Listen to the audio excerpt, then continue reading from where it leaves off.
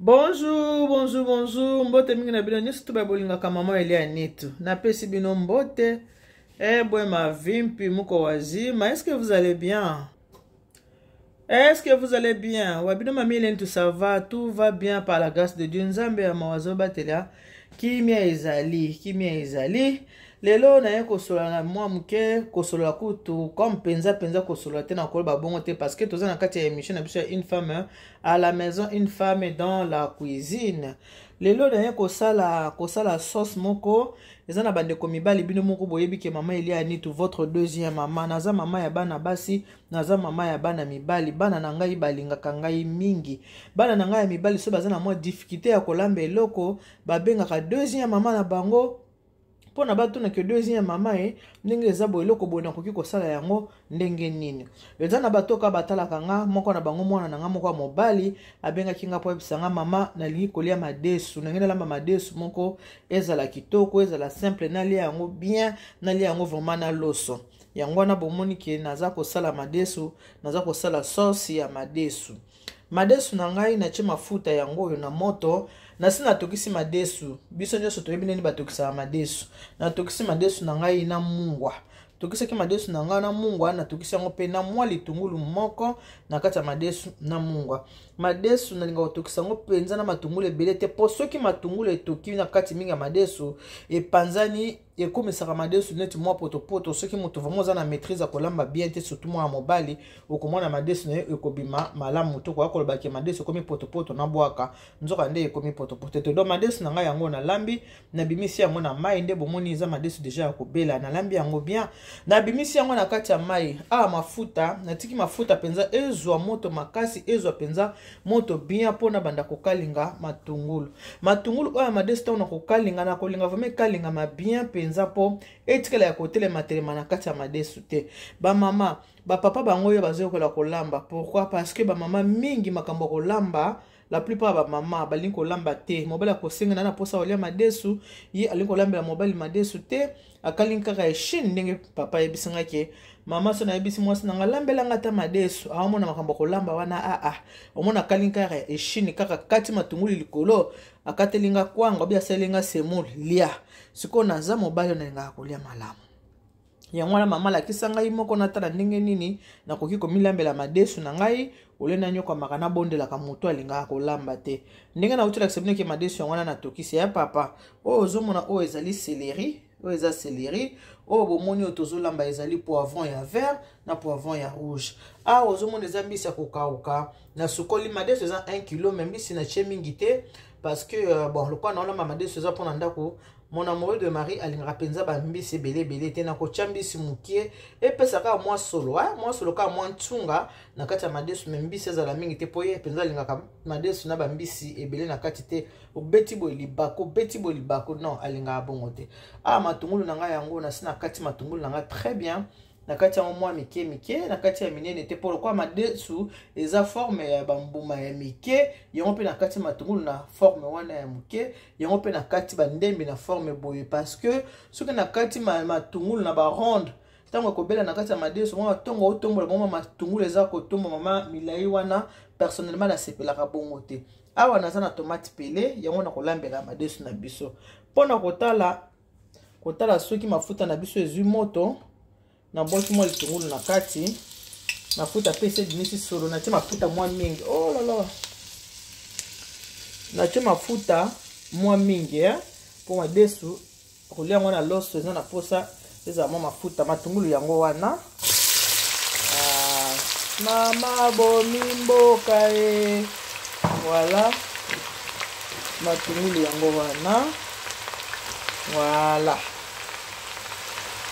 yango matungulu na che vraiment papa soko zola na madesu na okolinga matungulu na ezwa moto olinga mafuta ezwa moto makasi so mafuta ezwa moto makasi matungulu ekoumela te pona kobela matungulu ekobela vraiment noki soki mafuta ezwa moto makasi te matungulu ekobela noki te soki mafuta ne eza bien chauffé matungulu na ekobela nango noki po yo papa na yebite soko za na patience na cuisine mais lokola mama kalingelaka oka eshine sala effort ozaka poza patient na cuisine pour kolamba esengaka vraiment patience soki oza na patience te okoka vraiment kolamba malamu te okokoka koumela na kati ya cuisine te. Matungulu na biso yango wana eza kokalingama totikela yango temps nde nango te koloba soki matungulu ekomi marron wana nde tokobakisa ba légume mosusu na kati ya madesu.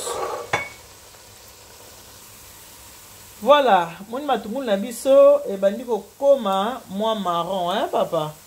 Papa lango ebisenga mpona madesu. Moni matungulu ebandi kokoma mwa marron. Elekisi ke matungulu ebeli, donc ekauki makasi, ekauki malamu. Soki matungulu ya madesu obelisi yango te, etikali mwa pete okomona ekotelema telema na kati ya madesu. Nalingaki etelema telema bongo te. Matungulu yango yo, moni papa, niveau matungulu ekomi c'est bon. Voilà. Niveau matungulu ekomi eza vraiment malamu. Sikoyo na kocha poivron na ngai nyonso mibale. Moni poivron ya vert et na poivron ya jaune. Yango nde nasepelaki kosalela okoki mpe kotia poivron ya rouge. Nga nasepelaki na ba poivron oyo mibale boye. Voilà. Natie poivron na ngai. Ebanda kobela mwa moke ensemble na kati ya matungulu na biso.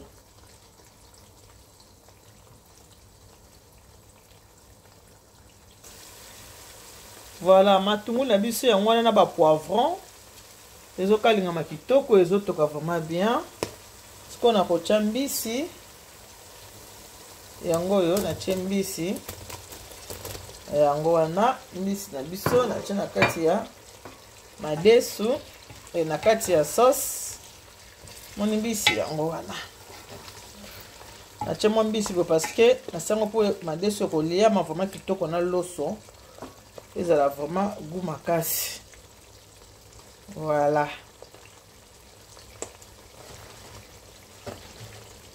Voilà madesu na biso yango wana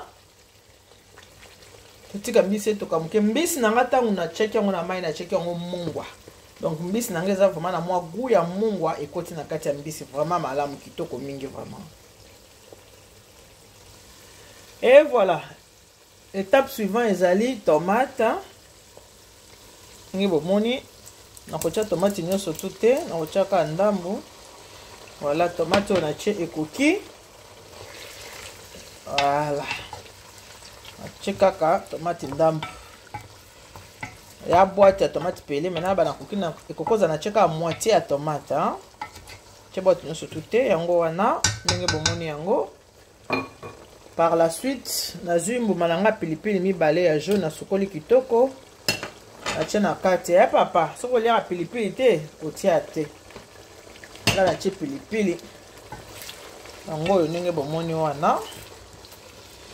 Bala nanga ya mibali balobi mama biso baeto wana basi balingi makambo olamba te, mama lakisa biso moto saa nini tolamba po nga naza mutu na ninga olia kitoko. Mwasi na nga linga mambo olamba te, malamu nga mona lamba nalia kitoko. Nakamati céleri na ngai papa yango yo moni eza céleri. Natie céleri na ngai. Voilà. Yango wana siko na kotika yango etoka. Tomate esala nini? Tomate ebela. Eloko na kosala na kofinika nzungu na ngai yango wana na finiki. Totika tomate na biso ebela malembe malembe. Voilà, epesi pimbo kitoko, nzungu kitoko, une bonne odeur yango epesi awa na kati. Vraiment epesi pimbo kitoko solo kitoko makasi. Alors biloko nanga oyo natie yango cube te, kaka mungwa nazolamba madesu na mungwa kaka. Natie ba cube te, natokisi madesu nanga na mungwa na mbisi nanga natie mungwa. Voilà. Lelo natie cube na biloko te, nalambi yango na mungwa kaka, mungwa kaka. Nakanisi bomoni mélange nyonso nasali na kati natie ai te. Madesu nanga nalambi yango natie yango ai te. Awa sikoyo sauce na biso eza kobela malembe malembe. Entre temps nasi na cheki mai na nga ya moto, nga so nazotia biloko na kati ya mai na mai na biloko na tiaka toujours mai ya moto. Mai na ngai yango wana nsi na chauffer yango déjà tango ekoma na kotia yango na biloko bomona mai na ngezo bimisa milinga mai ya moto nalambaka toujours na mai ya moto toujours mai na nga moto ezaka oyo na tiaka na kati ya biloko na ngai.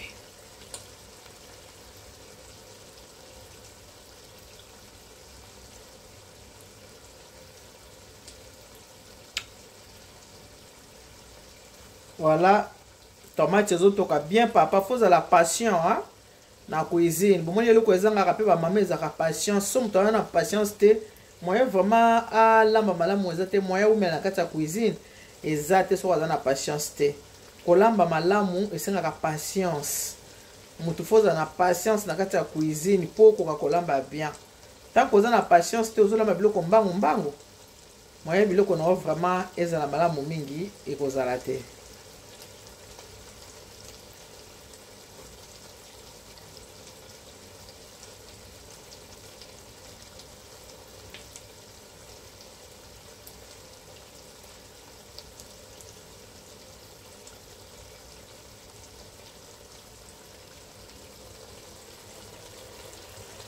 Voilà. Tali penza. Moni sauce nenge zali.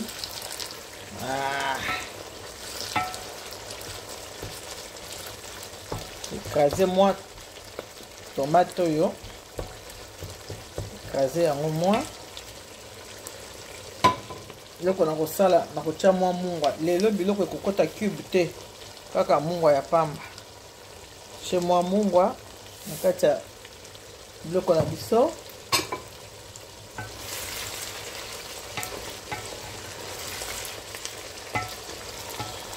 Voilà.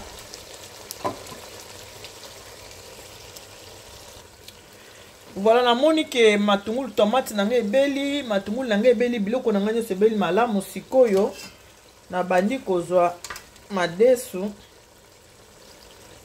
Nazotia na kati ya sauce.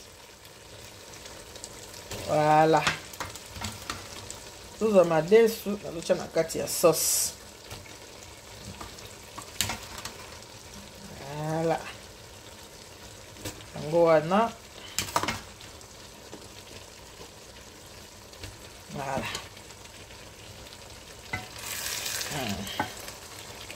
Ngoma desu na biso na kati ya sauce.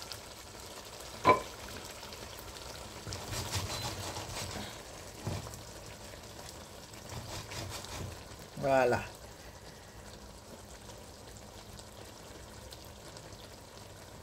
Voilà. Desu na biso yango yo.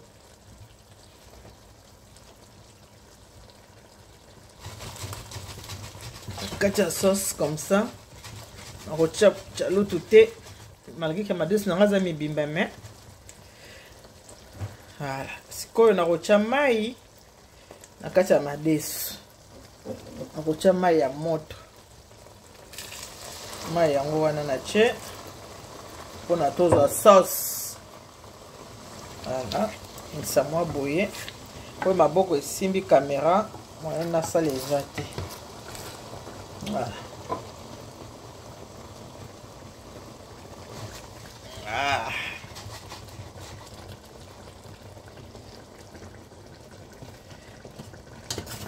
Bakisa madesu. Voilà.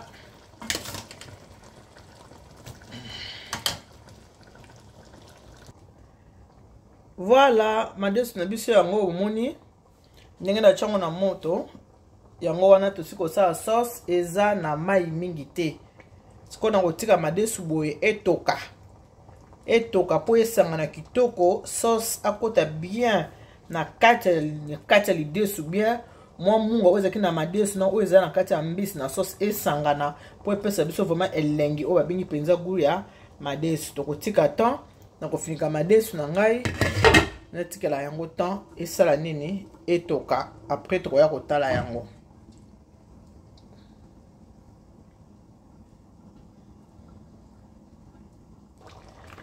Et voilà ma desu na biso yango ezotoka bomoni madesu ezotoka papa yango wana Uzotoka kitoko. Mafuta eleki nango te tala madesu. Voilà. Madesu yango wana eza pe moko moko. Mafuta pe eleki na madesu te. Voilà. Oni tala.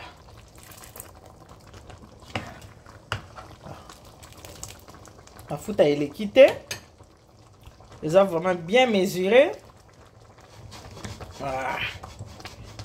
Siko ndenge eza wana madesu na biso ebeli nango. Kotika sozo kwa mwa moto kitoko etoka susu bien.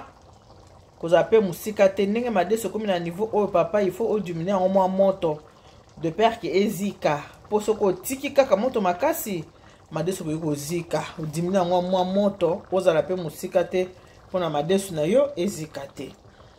Voilà. Pona lelo na kanisi to suki wana merci mingi na bino nyoso to ba obo disposateur na bino pona kotala mama Elia ni tout pona koyoka mama Elia ni tout papa biso abaki alingi pena madesu aliango na loso tala madesu yango kolia na loso soko lingo lekisa mafuta kaka yo mais ngala mesurer vraiment mafuta na lingaki madesu na ngai eleka mafuta te mafuta eza vraiment mesurer